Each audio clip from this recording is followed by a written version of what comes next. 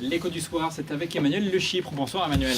Bonsoir Jean-Rémy. On va parler de la Cour des comptes, c'est rarement de bonnes nouvelles. On parle du trou de la Sécu, le déficit de la Sécu, 14,7 milliards d'euros, c'est 1 milliard de plus que prévu. Comment on explique ce dérapage? Oui, Cour des comptes plus Sécu, ça fait rarement bon ménage. Alors, le principal effet, c'est quand même l'effet de la dégradation de la conjoncture économique. On sait que le budget de la sécurité sociale, d'un côté, c'est des gens qui cotisent, donc souvent ceux qui travaillent, évidemment, et puis de l'autre, des gens qui reçoivent des prestations. Quand l'activité économique n'est pas au rendez-vous, la croissance n'est pas au rendez-vous, il y a plus de chômeurs, donc moins de gens qui cotisent, plus de gens qui touchent. Ça fait un déséquilibre, sachant que l'action du gouvernement, elle, finalement, elle est neutre. Il y a la fameuse mesure de la possibilité de prendre la retraite à 60 ans pour ceux qui avaient cotisé suffisamment longtemps et qui avaient commencé à travailler jeunes. Ça coûte 1 milliard, mais en même temps, il y a eu des mesures correctives prises au mois de juillet pour compenser ça. Donc, surtout l'effet de la conjoncture. Alors voilà pour le bilan. Qu'est-ce qu'on fait pour que ça diminue ce déficit?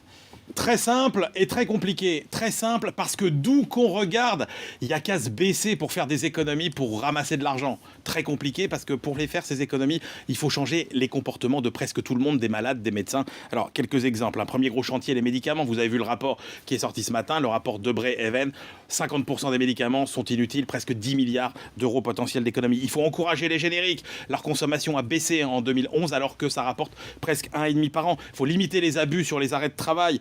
Les maladies chroniques, par exemple, le diabète, franchement, si on faisait pas autant les gens piqués par des infirmiers ou des infirmières, s'ils se piquaient eux-mêmes, ce qu'ils savent très bien faire, 1 milliard d'économies à la clé. Les transports, les ambulanciers, ça va du simple au double. Les gens qui sont transportés en ambulance selon les hôpitaux, pourquoi? Et puis il y a trop de radios, trop d'examens. Si on en faisait autant qu'en Allemagne, on aurait à peu près 1 milliard d'économies là encore à la clé. Mais là, vous n'avez pas parlé de l'hôpital, c'est une question? À l'hôpital, pour un contrôleur de gestion, c'est la crise cardiaque assurée, pas assez la chirurgie ambulatoire, par exemple. On en fait 2 fois moins que dans les autres pays, c'est 4 à 5 milliards d'économies potentielles.